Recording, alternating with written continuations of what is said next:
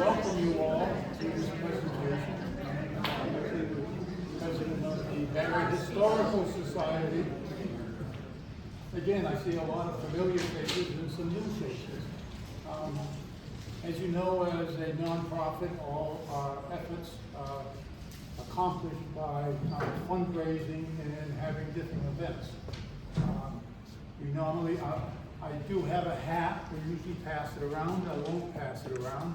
We'll just put it in the back. There's plenty of refreshments back there for all of you to enjoy. And if you could drop something in the hat, we certainly would appreciate it. So with that, I will turn the presentation over to Barry's own historian. We claim her at the Historical Society as our personal historian. But I think Lucy knows more about the town of Barre than anything. The good, the bad, the ugly. So with that, What asked you about the others? Lucy Allen. Thank you.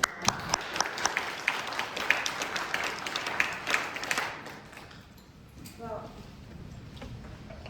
I want to make sure you can hear me. Can everybody hear me? Okay. Well, tonight we're going to talk about women in Barre and how they've shaped our history and how difficult was 200 years ago and 100 years ago for women to really make a difference, because women did not have too many legal rights. They did not have the right to vote, and they were subservient to their husbands or their fathers or whomever the male members of their family were. So I think what I hope you'll come away from this program is looking at your own family members or people you may know who are women, and going back in time, whether it was your mother or your grandmother, great-grandmother, aunt, and thinking about what that woman had to do to make her mark in history and even just in her own family, because it really took a lot of work and extra effort. So until 1920, that was 104 years ago, women did not have the right to vote. And that meant they did not really have the opportunity to make a direct impact on history because their voice could not be recorded. And they had to do it through their menfolk, by influencing their husband or their father or their brother or their son to vote a particular way on an issue. And women did learn how to do that from their mothers. So one of the big roles of women in our history is to be an influencer. Since the early days of European history in Barre, about 290 years ago in the 1730s, women have comprised about 1/2 the population. But until the mid-1800s, they found it difficult to make a direct impact on what happened. From about 1780 to 1835, the woman was legally subservient to her husband. Whatever she did legally, if she was married, was in her husband's name. If she wanted to retain real estate or work and retain her own earnings, she had to either remain single or be a widow. A woman's role was to serve others, whether it was her husband, her parents, her children, or God. She was not seen as an individual in her own right. She could not vote because her husband might coerce her vote and therefore get 2 votes for his own candidate. But a woman was taught by her mother how to manage this, and if you've read Abigail Adams' letters to her husband, John Adams, our president from Massachusetts, you will see how influential a woman could be. Starting in 1830, women gained more rights, but not the right to vote. Women in Barre have shaped our history in many ways. Sometimes individuals took on great tasks that were momentous, and sometimes it was a group of women that accomplished these tasks. And I'm looking at the year 1918 as a pivotal point, 2 years before women gained the right to vote. During World War II and the Spanish influenza pandemic. So here we have at left Edith Hawes. She was a 29-year-old woman in 1918 when the Spanish influenza hit Barre and caused 22 deaths. The Barre Red Cross set up an emergency communication center at the Hotel Barre, and Edith, along with one other woman, worked 24 hours a day between the two of them between October 12th and October 29th, dispatching state-provided nurses and doctors to the homes of the extremely ill, who were then transported to the emergency tent hospital that was out on South Street opposite Stetson Home. She did this 24 hours a day despite having tuberculosis. Edith died 1.5 years later of that disease. We can also see this group of Red Cross volunteers who were meeting at the home of Mary Martin, that is Mrs. Alexander Martin, previously Mary Brimblecombe, and she's right here. You can also see her portrait over there. She was a very well-known daughter of a prominent Barre man, Charles Brimblecombe, who was the postmaster.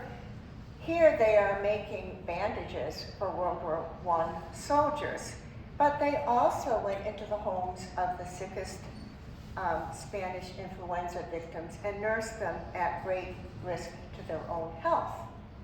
Below here, we see nurses who worked at that emergency tent hospital, which was on South Street, and they called it Camp Brooks number 8, after the Dr. Brooks, who managed that hospital.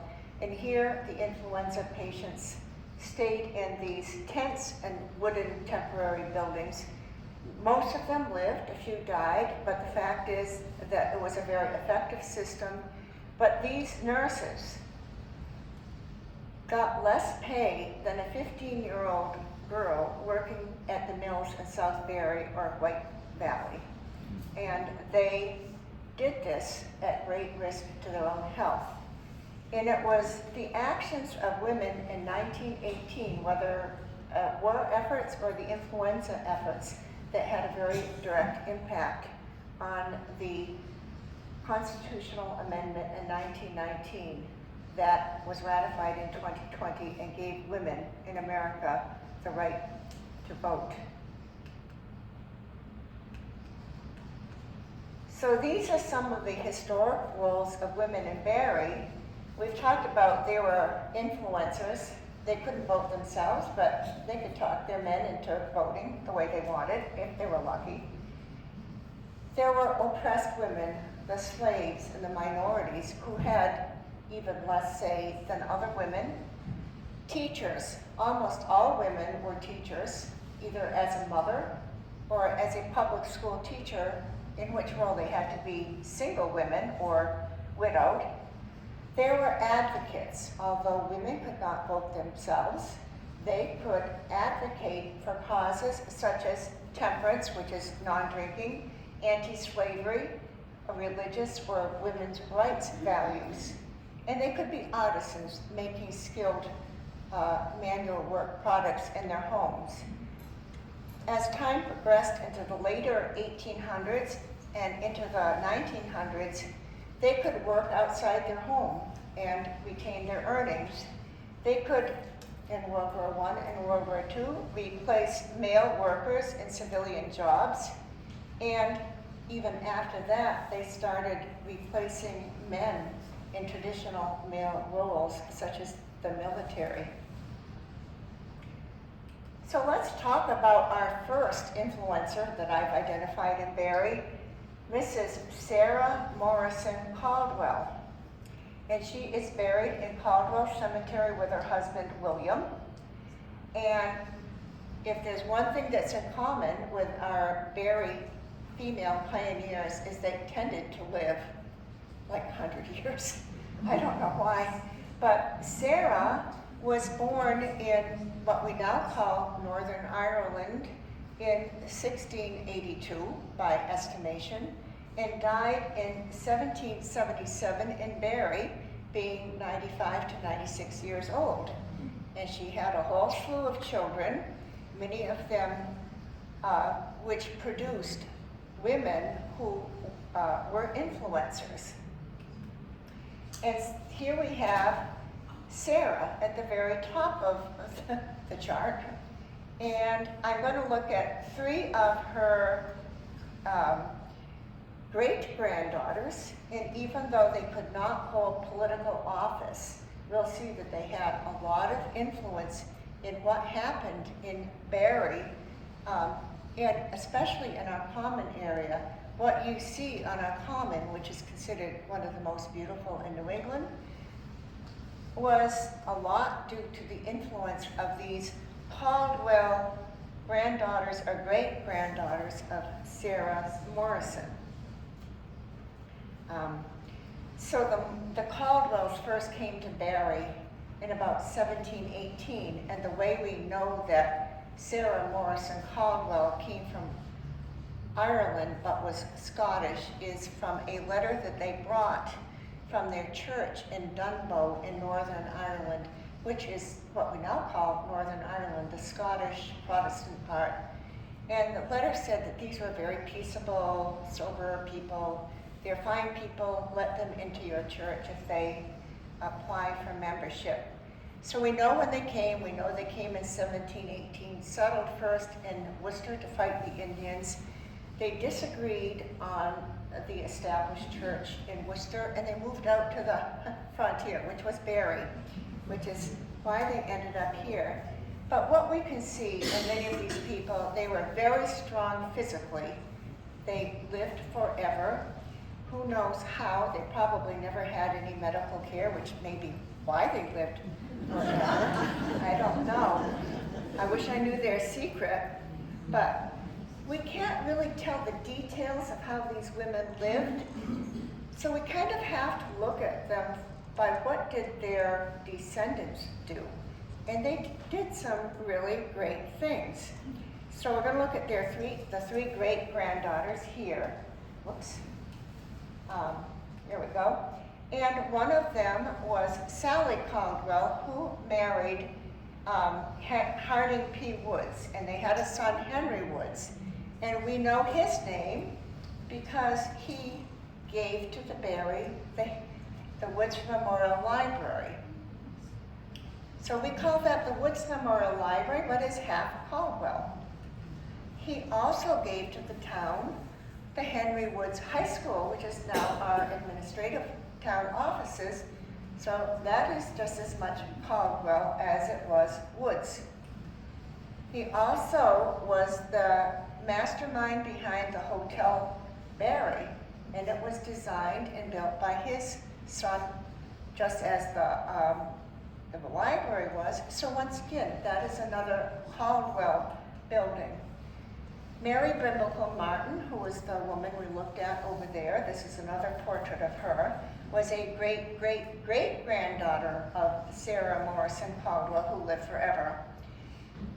She was a great benefactor to both the town and the library. Her grandparents, Luke and Harriet Caldwell Houghton, built the mansion on South Street that we now call the Listening Integrated Health Center, which we will see here. So as you can see, what we visualize as our beautiful town center and do not think of being connected to the name Caldwell was highly influenced by these people. In addition, the Barry Historical Society headquarters at 18 Common Street was built by Spencer Field, whose wife was Harriet Black, whose mother was, yes, a Caldwell. And what about North Park, where we just spent our Veterans Day service and every Memorial Day with our war monuments? That was given to the town by Henry Wood's parents, Harding P. and Sally Caldwell. Once again, our whole common and many of our buildings are influenced by Caldwell women, 3 sisters particularly, who must have said to their husbands, let's keep up with your brother-in-law and make this a beautiful town.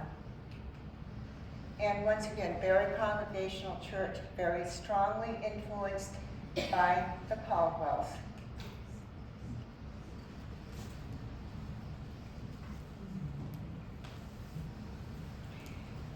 But now we get to the category of women whose names we barely know, and that's why I have a question mark in this picture frame.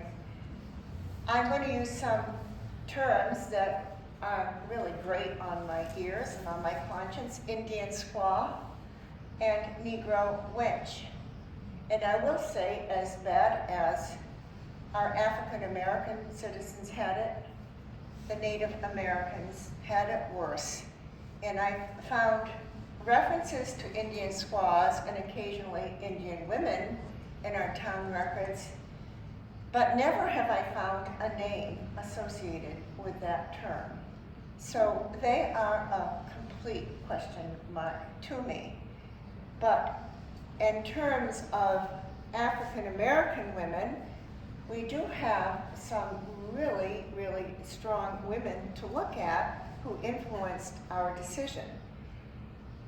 And as difficult as it is to trace any woman in New England because they could not hold public office, they could not vote, which is how we learn about men, it's even more difficult to learn about women that belonged to a minority group. We had enslaved laborers here in Barry from the beginning of our history, and Barry's own Quock Walker, an enslaved man, was the person responsible for freeing all enslaved persons in Massachusetts by judicial decision in 1783.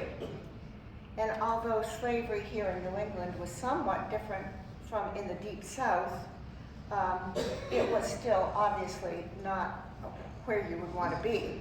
Some of our leading families of early Barry history used enslaved labor, including the Caldwells, blacks, and nurses, which were all interrelated Scots-Irish families. Slaves had no surnames, and when they were baptized in the name of their enslaver, so it looked like they were the children of the enslaver. Their parents were not mentioned in the baptismal records, and I found no birth records of any of them. But let's talk about an enslaved girl named Katie. I estimate that she was born in 1766. In a story told by Barry historian Austin Adams in 1927, one of the sons of Timothy and Jane Caldwell Nurse of Barry went to Boston to sell produce, as he often did, and he bought a mulatto girl and brought her back on the wagon to Barry. Now, mulatto at that time meant a mixed race person, and it could mean a mixed African American, Negro person, or Native American, or white person. It could be any racial mix, so we can't make assumptions. She was described as being 14, and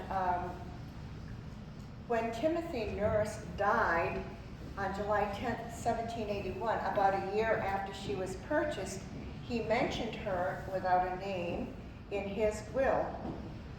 He mentioned and left to his dearly beloved wife, among other things, 4 cows, 6 sheep, and the 2 Negro or mulatto girls. One of these girls was no doubt Katie. About 2 years later, in 1783, Katie was emancipated through the Quock Walker judicial decision that resulted from our man from Barry.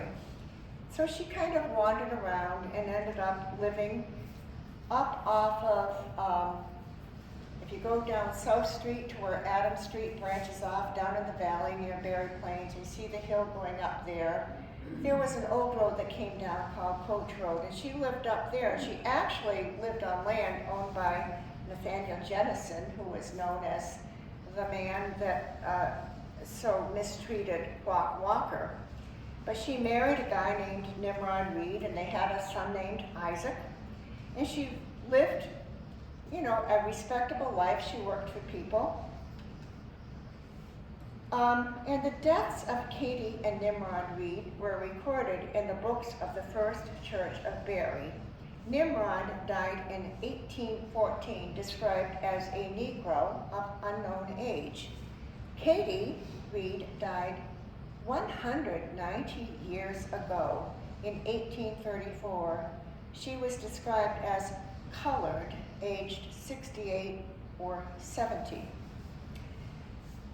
And how do we know about them today? Partly from Austin Reed's story that was published in the Barry Gazette, but also because if you go into the very back left-hand corner of Adams Cemetery, you know where that is, you go down South Street, Adams Street goes down to Barry Plains.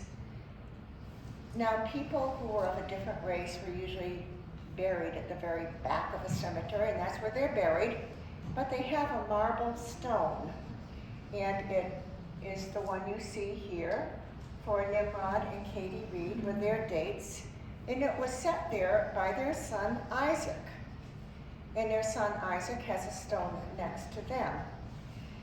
Katie's son Isaac Reed was a Barry farmer and a miller, and he placed this ad for grinding corn in his mill, so he was a businessman. He could place ads in the Barry Gazette.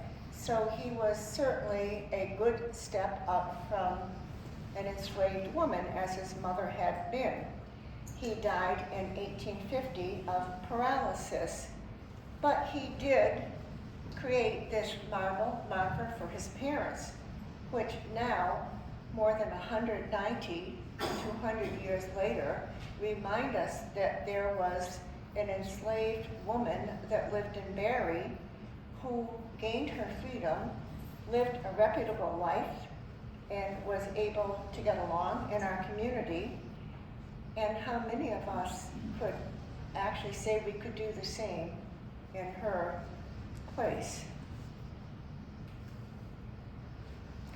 Another African American woman we know about was Quock Walker's mother.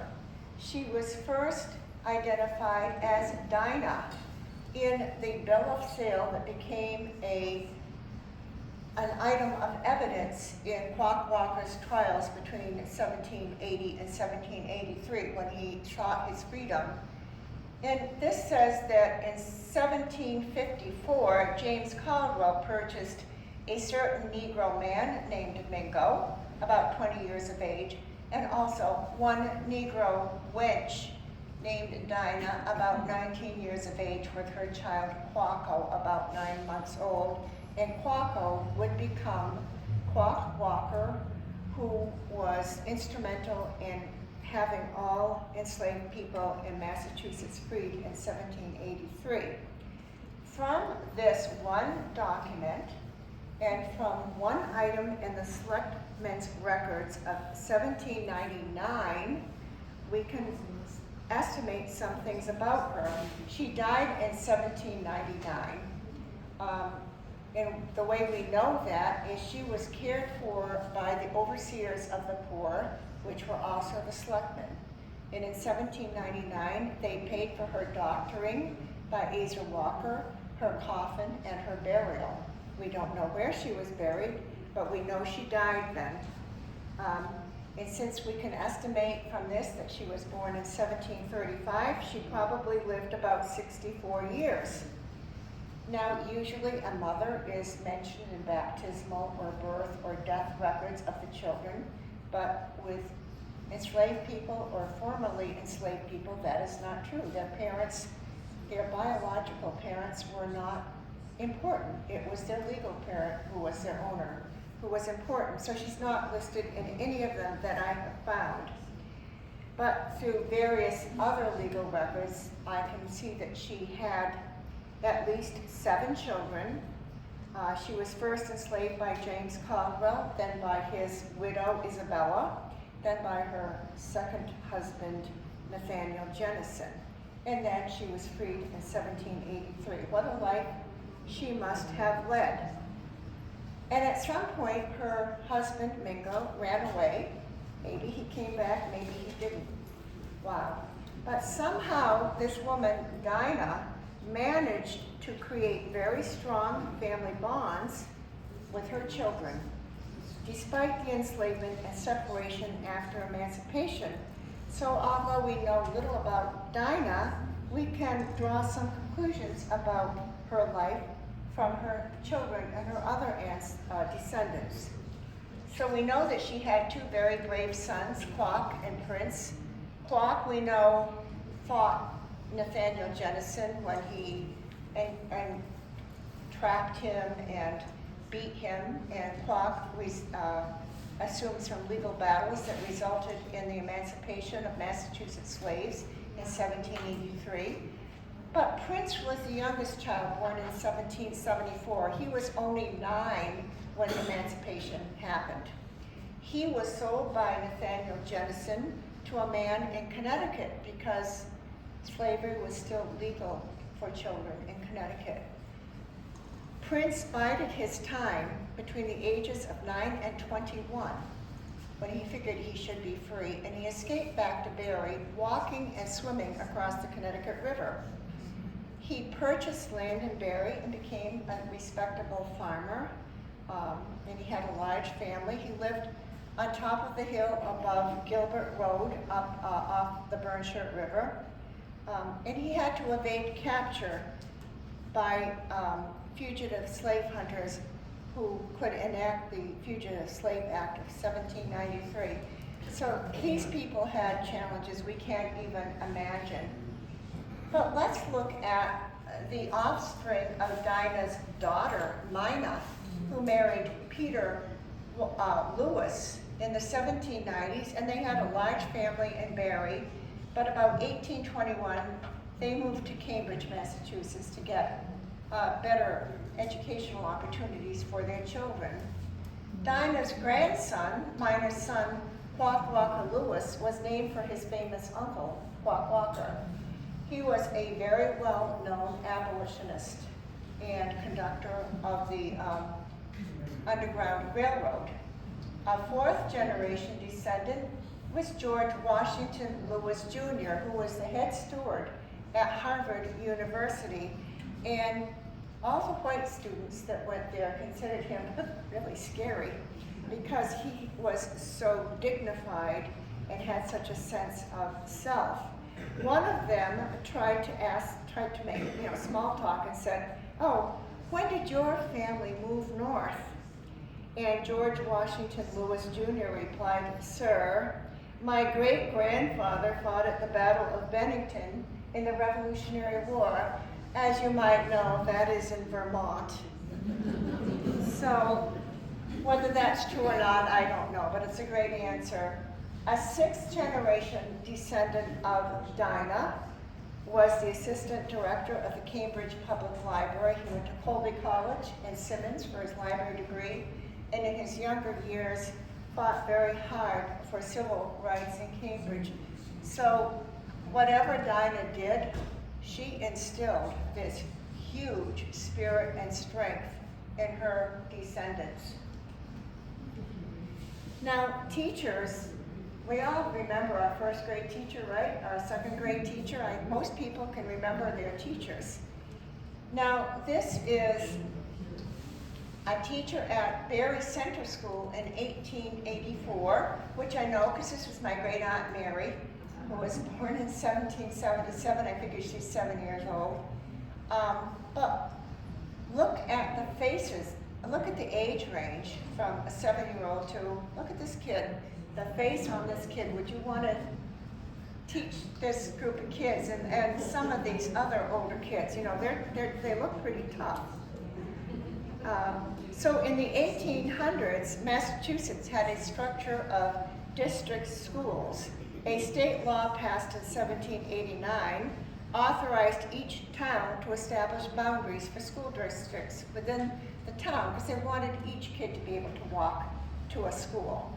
Barry had up to 17 one-room schoolhouses, and this required hiring a lot of teachers to teach just a handful of children. So it was pretty difficult. These were called common or district schools, and they provided what we might consider an 8th grade education. The teachers were often young girls who had no training beyond the 8th grade. They were usually 15 or 16-year-olds who were between living at home and marriage, and they wanted to kind of spread their wings for a bit. Their wages were low. Often they married in their 20s, and when they married, they had to give up teaching because married women could not work and retain their earnings. So we're extremely lucky in Barre to have a preserved one-room schoolhouse, which we all know as Number 4 Schoolhouse out on Farrington Road. And it is just a beautiful, perfect example of a schoolhouse, and they weren't all that nice, believe me. And just a few weeks ago, the Barre Historical Society hosted a historical ghost walk in the Number 4 school district, where we had a reenactment of some of the people that lived and died and were buried in the Number 4 cemetery and went to the Number 4 schoolhouse. Ruth Smith, one of our members, is a third generation descendant of Elizabeth Fitch Rawson Rice, who actually taught school there in the 1840s, almost 200 years ago. So we have a good basis for knowing what a school was like, but it was nothing like now. I mean, we have 180-day minimum term. They had 2 terms. They had a winter term, which was November through January, which was 60 days, and a summer term that was April to July and was 37 days. So that's 97 days. So if a kid went every day, he was going maybe 7 days over half of what a kid would do now. So we can see why education was a little bit different then, and the terms were not equal. Men taught the winter term. The longer term, that's when the big farm boys came in from the farms because they had nothing else to do. They were often in their 20s, and that would not work well with a 15-year-old girl. And the teacher had to cut the wood, feed the wood stove, shovel the walks, clean out the privies. So, the winter term was a bit more difficult than the summer term, which was usually taught by the young girl who had 3-year-olds to 12-year-olds during the summer who were not able to work on the farm. So we're fortunate to have these portraits of 2 people that taught in our Barre Public Schools in the 1840s. Henry E. and his Rice and his wife Elizabeth Fitch Rawson Rice, the ancestor of Ruth Smith, who portrayed her in our recent reenactment. We don't quite know why Elizabeth came to Barre to teach at Number 4 Schoolhouse about 1845. She grew up in Vermont, New York, and Connecticut. She had no ties to Barre. Her father died suddenly in 1845 after being struck by lightning, and apparently she felt at age 17 she should move on, and Barre it was.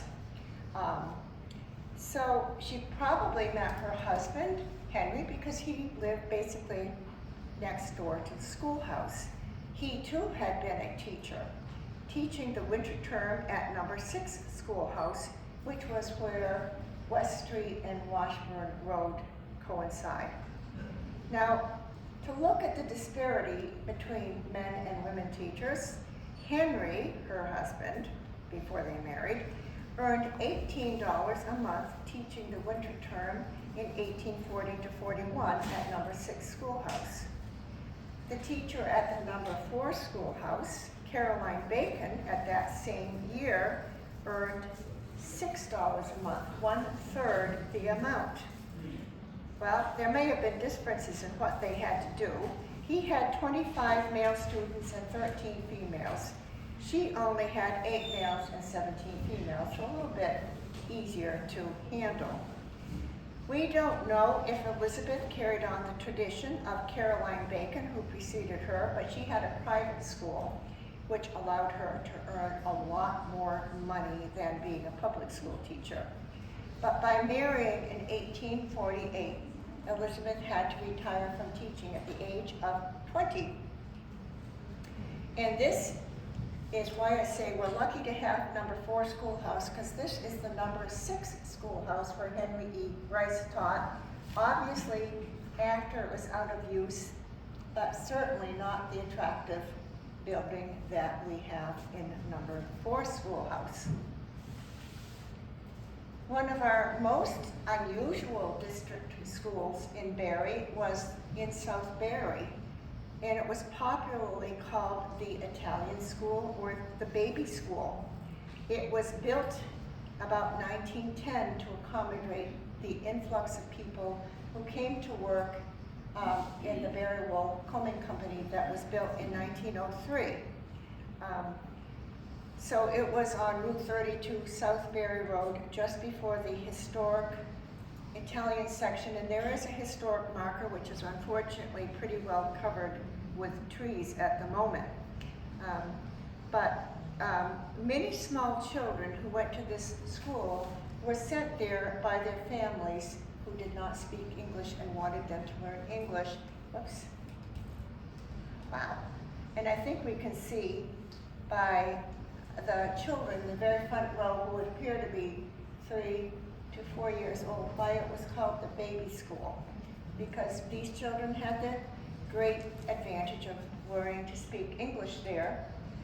This is a school in 1929 to 1930, and their teacher, Verna Wheat, whose married names were first Wine and then Connington, and she ended up being my next door neighbor in her later years of life. She taught these children, which include Basil Izzy here at about the age of 7. She knew no Italian, but she taught them how to speak English. They called her Miss Sweet, thinking that was her name, when her name was actually Miss Wheat. Now, our last teacher we'll look at is this gray-haired woman. Obviously, I think the oldest woman in this photograph of the nurse's aide class of January 1945 at the Barre Wool. And she was Catherine Shaughnessy Mullen, and she ticks off so many categories of women in Barre. She was a teacher. She became divorced. She became a teacher again when she was divorced. She worked in industry in World War II, and lastly, she became our state poet. She was born Catherine E. Shaughnessy in Boston in 1888 and obtained a degree from Framingham State Teachers College in 1907 and also one from Worcester State. She married in 1910, becoming Catherine Mullen, but she divorced her husband on the grounds of desertion in 1924. That made her a single woman again and eligible to be a teacher. Now that she could teach again, she devoted the next 50 years of her life to teaching children in Barre. But she was forced to retire in 1957 because a state law set a mandatory retirement age for all teachers, not just women, of 70. But she wasn't ready to retire. For the next 10 years, she taught special education in Barre at Ruggles Lane School for absolutely no compensation. She retired in 1967 when she was 80 years old. Now, I remember Mrs. Mullen teaching at Ruggles Lane School, but I had no idea at that time that she was doing it for free, because believe me, she had a big job.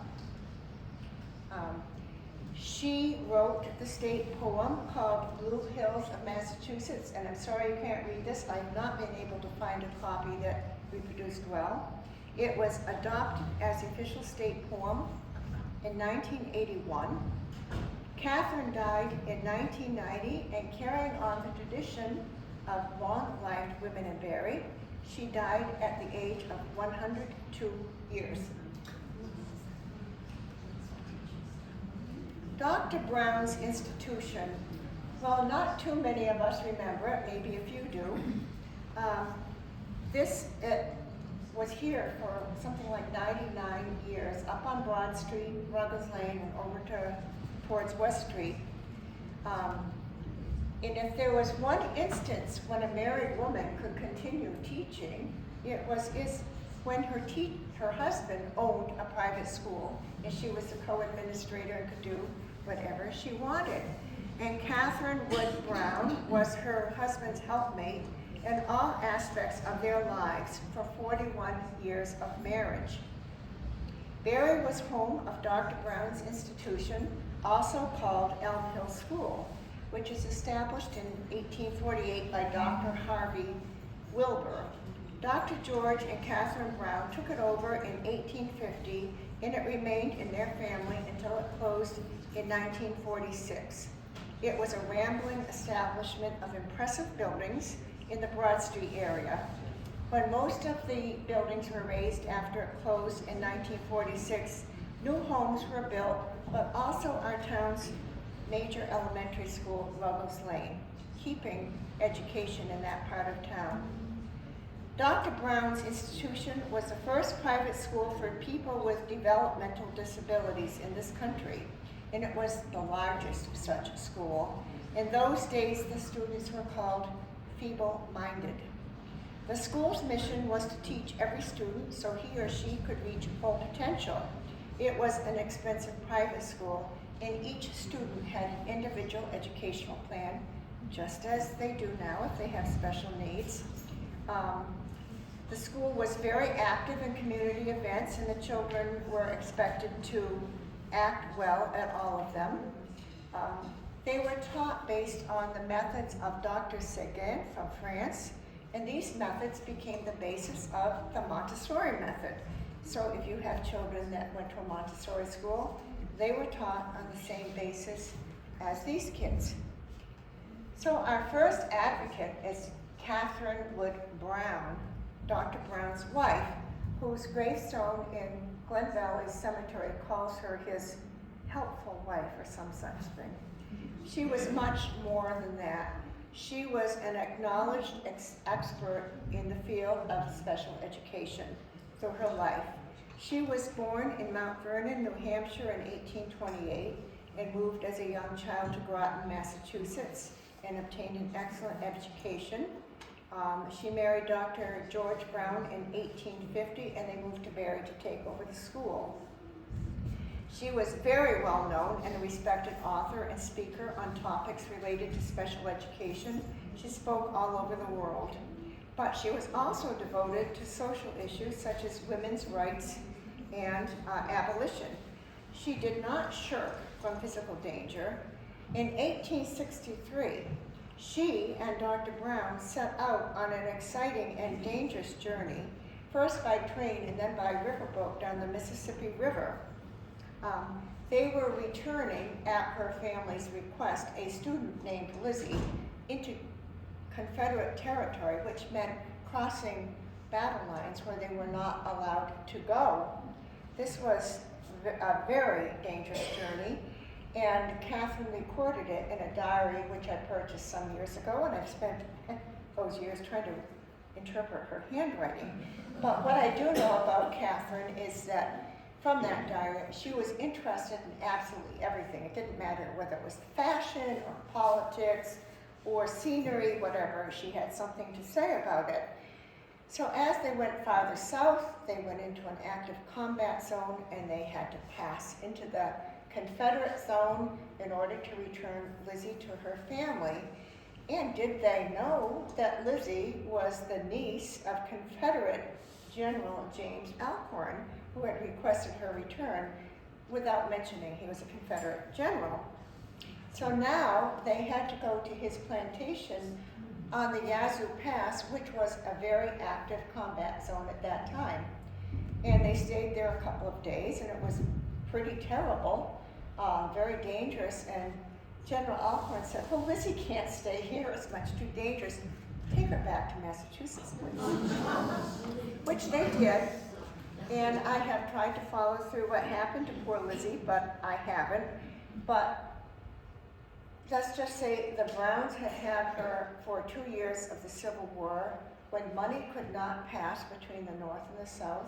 She had stayed there without tuition for 2 years. They took care of her and they brought her to her uncle and were paid a minimal amount by her uncle for their travel expenses. Later, she was one of, I think, 13 children, 14. Her much older brother, who was a Confederate, was captured by the Union, and he wrote to Dr. Brown and said, "Can you do anything for me? I'm starving. I don't have any clothes. It's so cold. I'm in Michigan." And Dr. Brown sent him clothing. So these people were just incredibly kind and open-hearted. We can only imagine what Catherine could have done had she been born 100 or more years later. Her skills in administration and her perception in politics could have brought her anywhere, but she could not do that because she was a woman.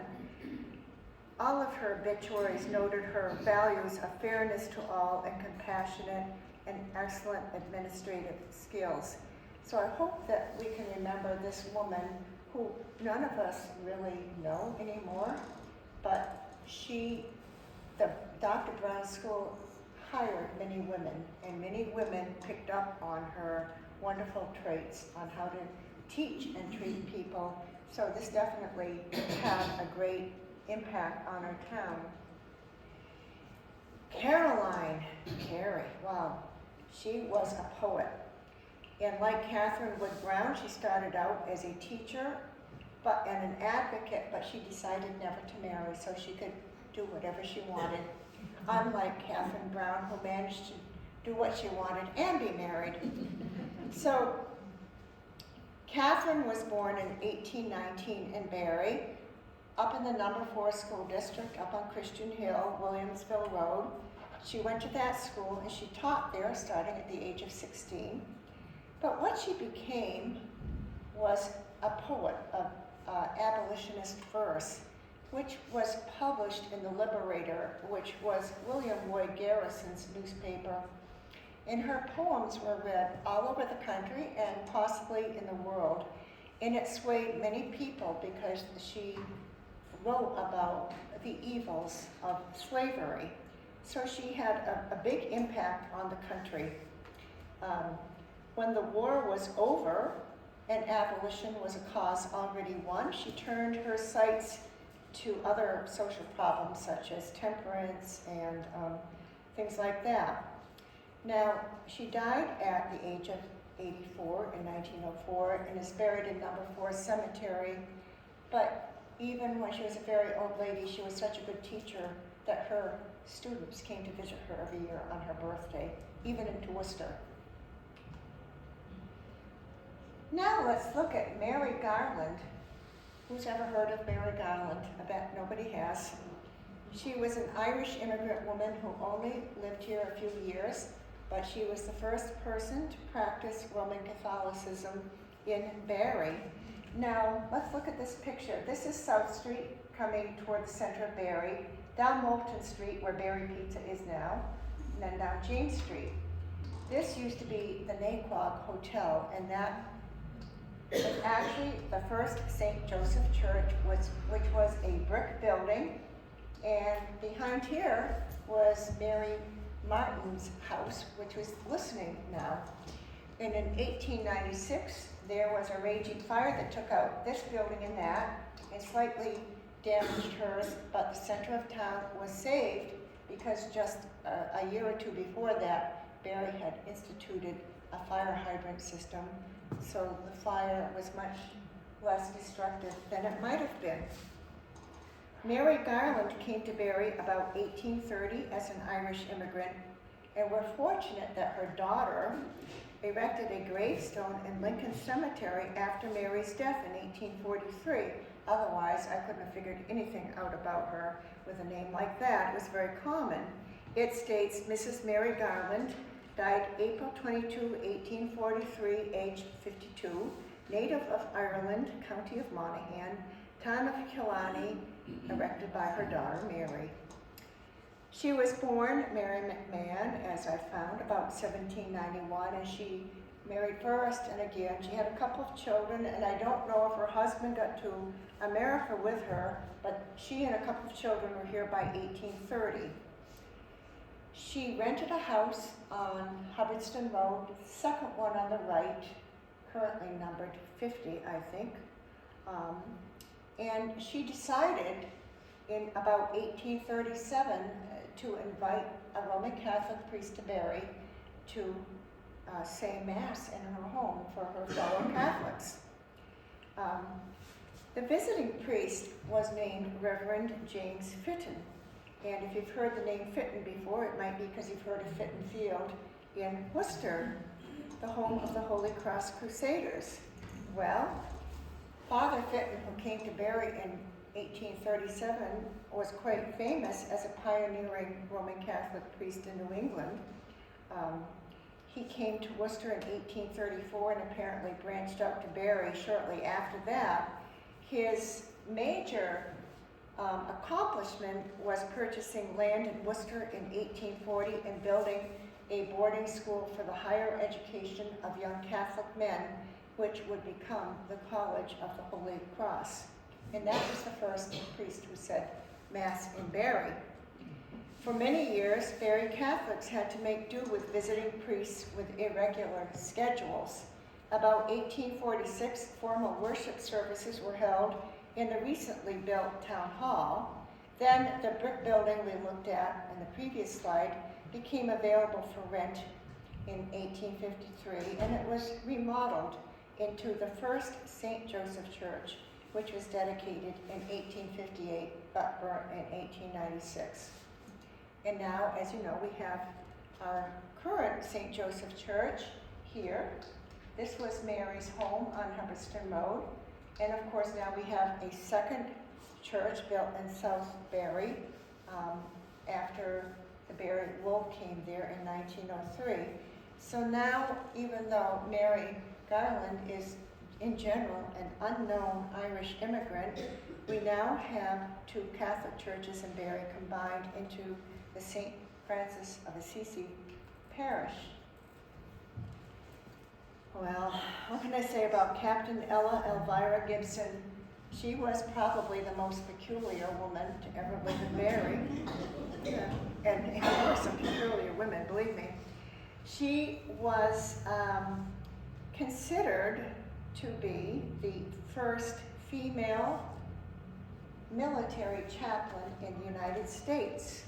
And that was in the Civil War. So that's going back to 1864, I believe, is what her commission went to. She is also the only female officer to serve on either side in the Civil War.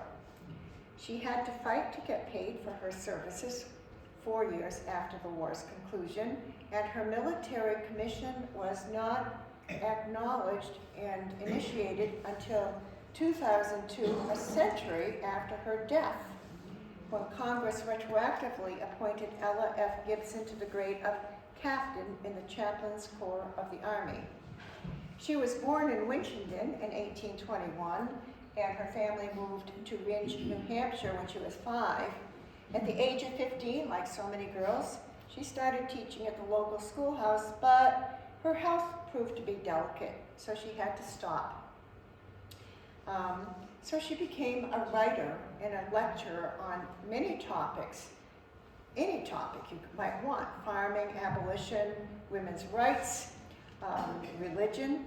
She lectured widely here and in Europe even. And she stood out, and don't ever do this to me. She would just say, "Hey folks, what do you want me to talk about?" And they would propose a topic and she would talk about it. So please don't try that. Her brother, Amasa Gibson, moved to Barre, and he became a palm leaf hat manufacturer, and apparently she followed and lived with him and siblings here in Barre.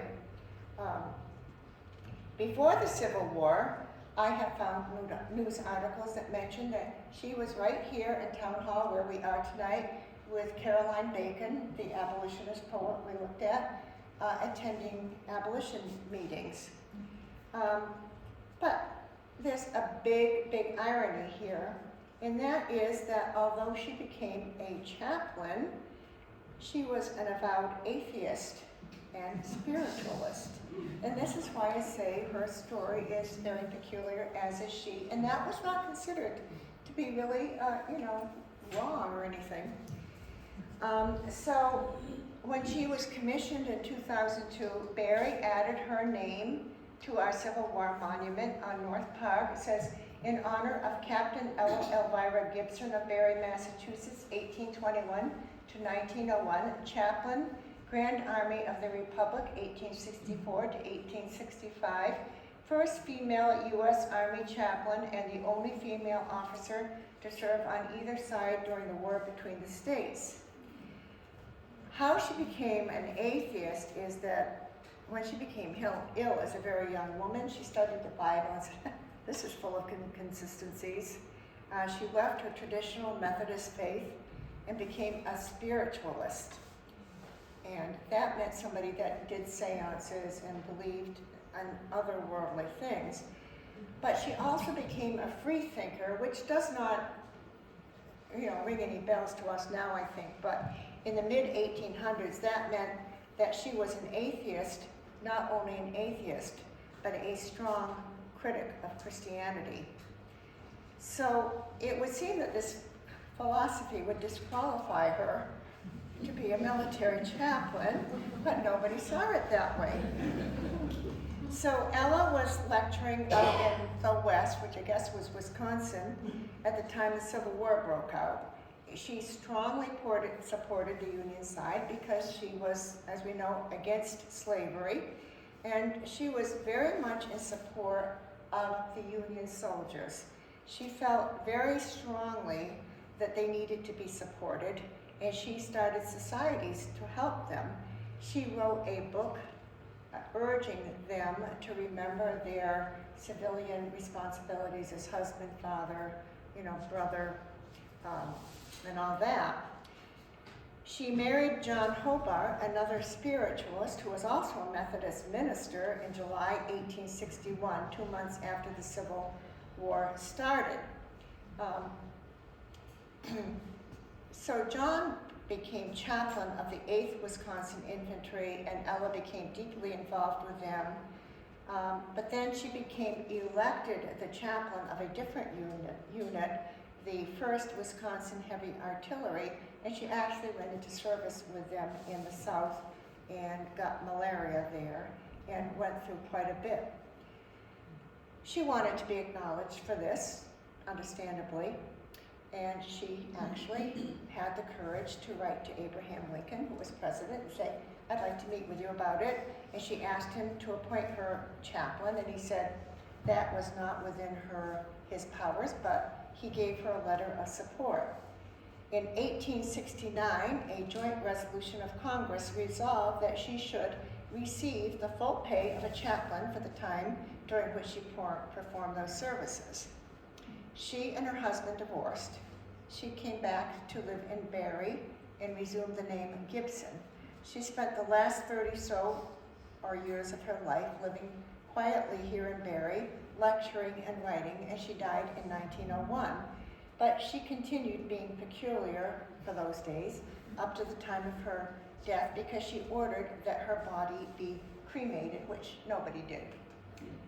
Now, we have been up to the Meeting House Cemetery in Range, New Hampshire, and the veterans, after her commission in 2002, placed a veterans monument there, which acknowledges her as the chaplain of the 8th Wisconsin Heavy Artillery.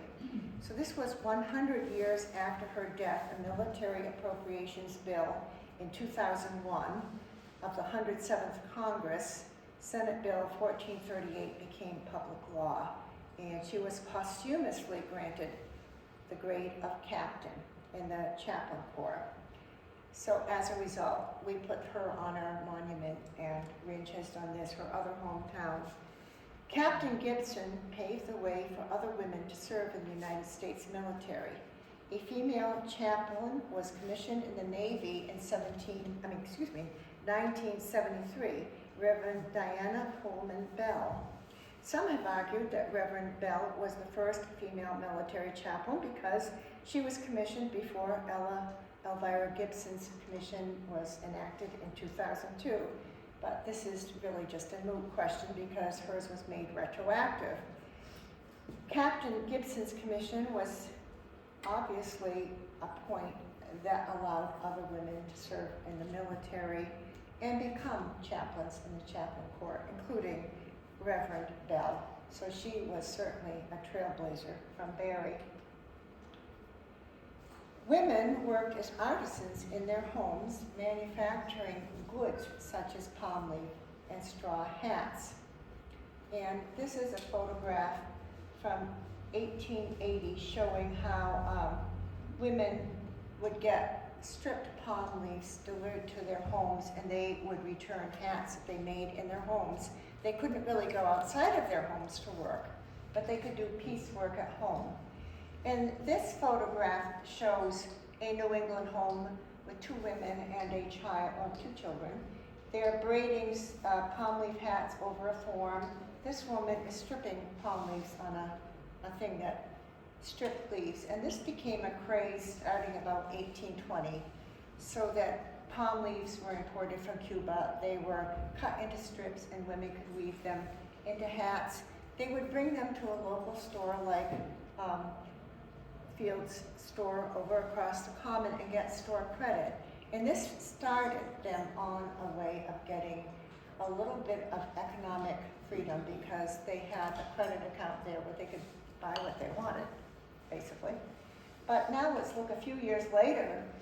They were actually working in hat factories such as Desper Hat Factory down on Old Colebrook Road, right near Valley Road where the sand pit is there. So we can see things are quite different. This is the 1880s. Women were dressing up and going out and working outside of their homes. One of the first women I found that worked outside of a common job in a factory was Flora Allen, who became Mrs. Henry Generous. She was my great aunt. Her father, Charles G. Allen, sent her to Eastman Business College in Poughkeepsie, New York in 1892. And she came back and ran the business office for many years at the Charles G. Allen Company.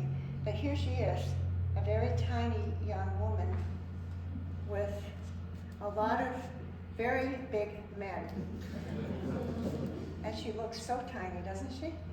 And here we see her as a middle-aged woman working at her book. She was the bookkeeper. And for those of you not from Barry, White Valley is a former village of Barry that was located near the Oakham line on the Ware River. It was taken by the state as part of the Ware River watershed in the 1920s, and they took the White Valley Mills, previously called the Smithville Mills, which were cotton manufacturers as opposed to the wool that was made in South Barry. Now, this brick building was built when the White brothers bought the mills in 1898, so we know this is somewhat after 1898. If you look at it, you can certainly see that there are a lot of women and children in the front row here, some very small, working in the mill.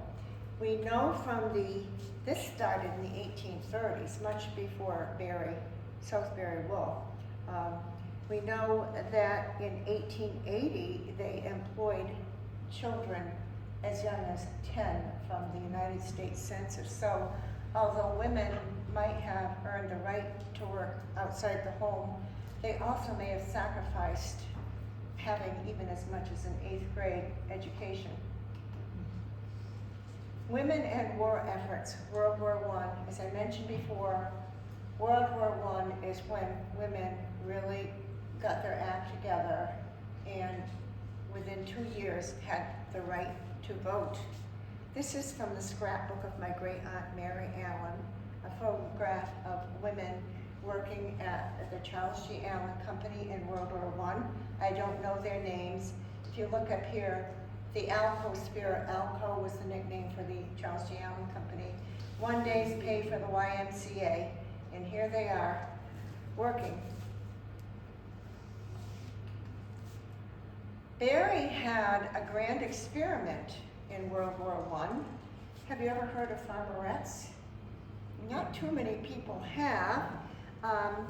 It was better known as the Women's Land Army of America, and I think we've perhaps heard more of it in England when there was a television series about the Women's Land Army there. But the question in World War I was, could women fill the roles of male farmers when they went off to war? And definitely in America, the answer was yes.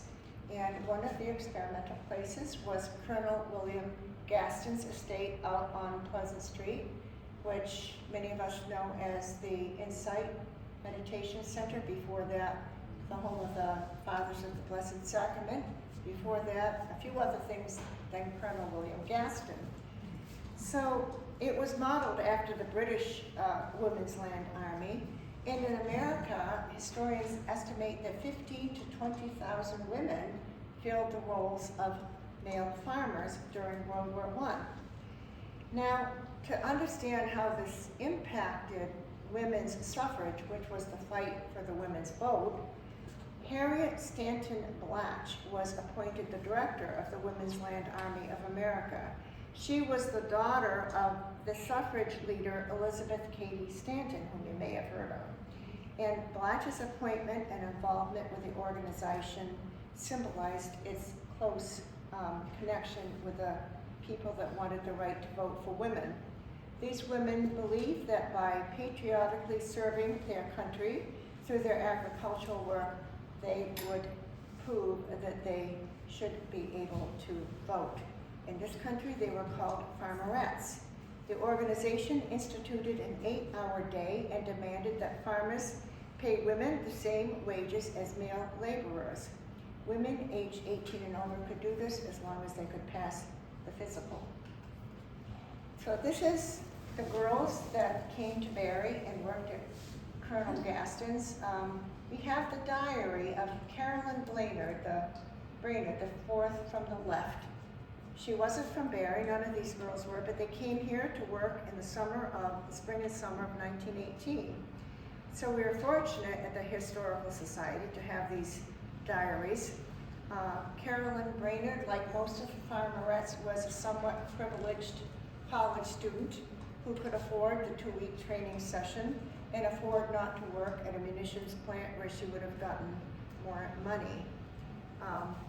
So her twin sister did not join her, but she and these other girls came to work at Colonel Gaston's 1,500-acre estate in Barry. And her journal is a very valuable basis for knowing what these girls did. And it's also somewhat girlish. They worked very hard, ate very, very well, and had plenty of time to attend dances, band concerts, and to go on adventures to Pottapock Pond. And they sometimes joined Colonel and Mrs. Gaston at the mansion. They stayed on cottages there. Carolyn Brainerd married Donald Nickerson, and she died in 1992 at the age of 94, keeping on our tradition of women who came to work in Barry living a very long life. This is how Colonel Gaston's mansion looked back then. He built it in 1912, so when they came in 1918, it was, really pretty new, and 1,500 acres, so it was very big. Gaston was extremely rich, as was his father, who had been the mayor of Boston and governor of Massachusetts, so they could basically do what they wanted, but Gaston's point was to prove that a farm in Massachusetts could be profitable because most of them were not. So I'm going to read a little entry from her diary. The pond or river you will hear mentioned is Gaston's Pond on Mill Road. And she also talks about Lilac Lane, which some people still call it.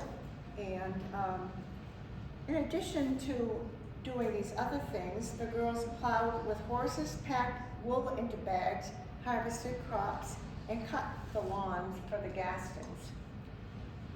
This is her entry of May 15, 1918. We had a good breakfast, fried potatoes, meat, cold sliced pudding, fried bacon, and coffee. About 10:30, Mr. Clapp, our superintendent, came for us, and with him, we set out to drive 350 sheep to pasture. We went as far as the barn in the truck, then we got out and hiked up regular football fashion to head off the sheep. When the super opened the gate, some fun, every sheep ran in a different direction. Finally, after shooing and chasing them for all we were worth, we got them started in the right direction. Most of them followed 3 leader sheep, but some few would stray. A few of the old sheep that had gotten poisoned on sheep laurel a few days ago couldn't make the trip. So we let them stay laying down and went back and picked them up in the truck. We drove the animals up hills, through swamps and brush for about a mile or so. Then after we had them all safely in the pasture of 18 acres, we found the whole bunch of them had gotten out. We drove them back over the stone wall and got some men to mend the fence. Our labors being over for the day, we drove our truck to the garage in the village. Incidentally, everybody gazed and laughed at us in our farm clothes. We didn't mind. I calmly walked in the stores and made a few purchases. Then Mr. Clapp brought us back in the Ford touring car. And this photo of the farmerettes, and you can just barely make some figures out, herding the sheep at Colonel Gass's farm was published in the Boston Sunday Post on July 17, 1918. I assume they did this just about every day. For supper, we had wonderful biscuits and 4 big bunches of asparagus. I really never saw as much asparagus at one time.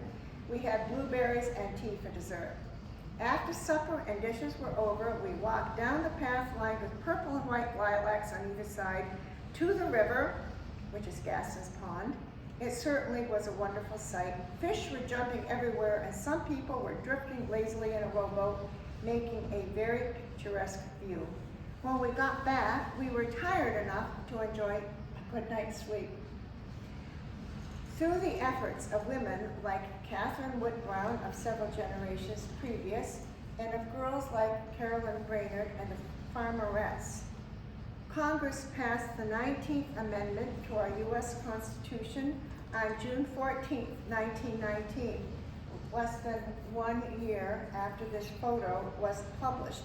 It was ratified on August 18, 1920. So 104 years ago, women got the right to vote. And we have a lot of women, even just college girls that went running after sheep, to thank for that. World War II was a somewhat different situation. Women already had the right to vote, so they had a little more say in what they did. Many of them had automobiles or driver's licenses. They had more freedom. But one thing that I was pretty astounded about was that until 1942, as the result of special wartime legislation, women could not work the 2nd or 3rd shift at a factory. Right, so women could only work the 1st shift. At the Berry Wool Combing Company, they got a waiver so that women could work the 2nd and 3rd shifts, but women had to be 30 years or older. Now, and at the Berry Wool Company, they called them the Lady Nighthawks.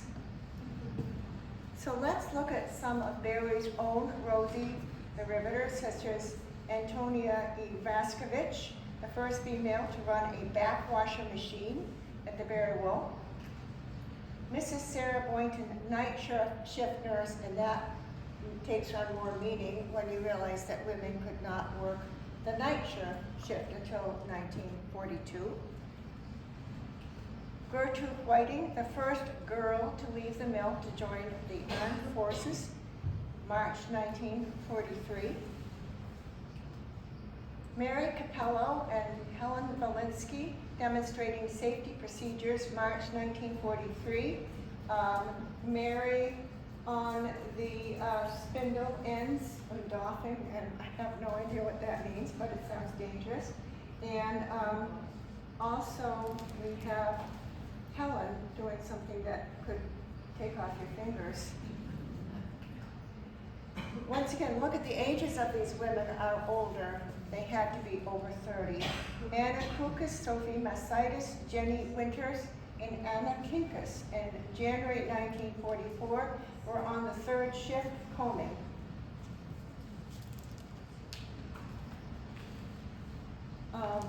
And here we have Helen Boyness and Gladys Bullard, June of 1944, backwash minder and card cleaner. And Ruth Clark and Gaetana Di Natale, I'm not sure, November of 1944. Women at War, our Rosie the Riveters, right here in Barrie. And I'm going to end with Catherine Pierce Hiller, who you probably heard of Hiller Airport. When I say she cracked the glass ceiling of aviation, she almost literally did it. And I don't think we've ever given her enough credit for all she did. Catherine was a woman who started working in the early 20th century in a role that was very acceptable for women in those days. She was a newspaper reporter and writer. Nice, quiet, safe work. Catherine's father, Charles Pierce, came to Barrie in 1927 to serve as owner and publisher of the Barrie Gazette. At that time, the newspaper was produced in the white pillared house between the library and the Jenkins Inn. The newspaper was produced in the back, and the family lived in the front. Catherine was 20 years old when she came to Barrie, having been born in Waltham in 1907. She quickly progressed up the ladder of the Barrie Gazette, which is easy when your father owns it. But first she was a news reporter, then assistant editor under her father's direction. When the 100th Barrie Gazette anniversary edition was published in 1934, she was named the editor-in-chief of that important edition, and it was a very good edition, so it wasn't just nepotism, she did her job. 2 years later, Catherine married attorney Frederick W. Hiller. She remained editor of the Barrie Gazette until it was sold in 1949.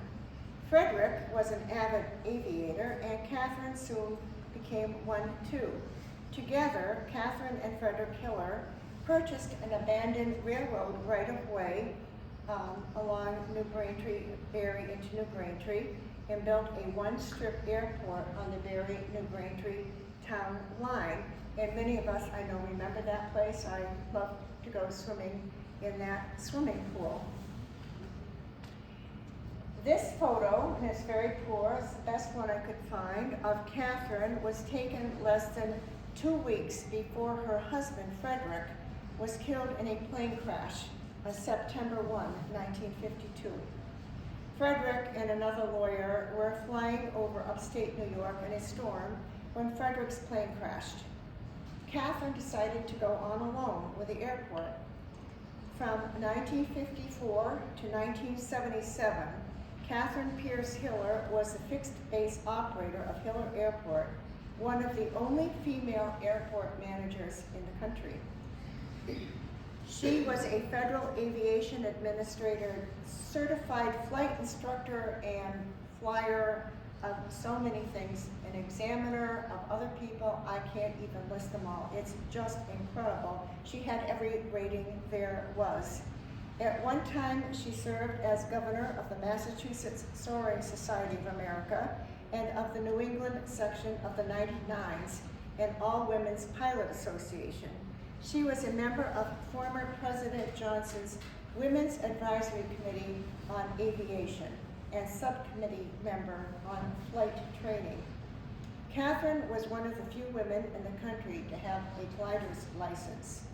She preferred instructing to commercial charter work, but she could do either one capably. And several people have told me of some very interesting experiences they had when they took flying lessons from her. She was quite a character as well as a very accomplished flyer. Catherine Pierce Hiller led the way for many women to get into the field of aviation and airport management. As she once said in an interview, women were at a real disadvantage in aviation because most pilots and managers learned their skills in the military, and women had been mostly barred from that avenue to learning aviation. So Catherine Hiller cracked that glass ceiling so that women could participate more fully in the field of aviation, becoming commercial and military pilots. And so I urge all of us to look back into our own families, our own community, the people we know, and think of, we might look at what women accomplished 50 years ago or 100 years ago from today's perspective, but look back and think of what that woman had to do based on what the laws and rights were at that time, and I think you'll be pretty amazed. Thank you.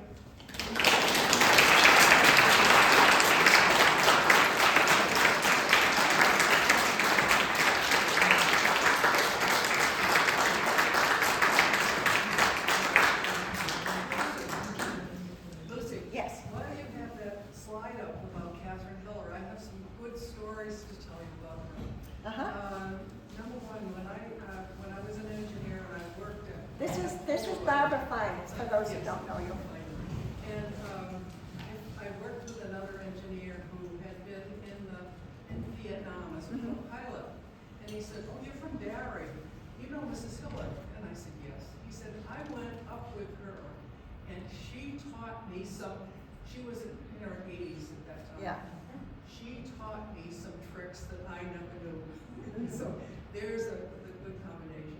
And the other is you mentioned pool. Yeah. I think it was 1955 or 1956. I was the lifeguard at Wow. the pool.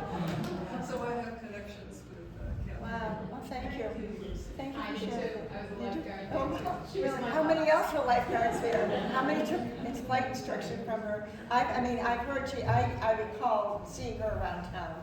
I never interacted with her personally, but just reading about all these flight ratings she had and instrument. I mean, I don't understand any of it except to know that she had to be an incredible flyer to get all of those ratings, an incredible instructor.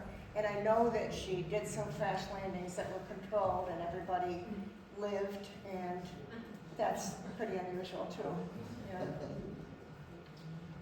Anybody else? We have some pictures here. These are just very representative of what women did in Barrie. I wish I know someday I'd love to have a full gallery of every picture I could of every woman that lived in Barrie and what they did, and a story to tell about them. That's long-term, big-time project. But I have one of Barrie brides because in the old days, what was the goal of every woman, except for a few women that wanted to stay single and teach, was to become a bride and to have a family and children. So weddings were definitely important to them.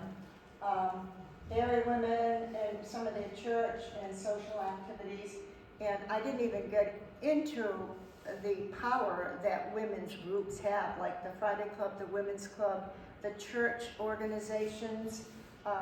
That was just really incredible what they could do. And then some of Barrie women at work in jobs we don't think about as being telephone operators. I went to kindergarten where the plug-in switchboard operated, you had to actually call the operator and have it plugged in to switchboard, and that's where I went to kindergarten. And our gold star for the day, if we did well, was to sit on the lap of the operator and plug that thing in. And I mean, I'm old, but I don't consider myself ancient, but that's how when we think back, what did women do? It's just amazing. So thank you all for coming.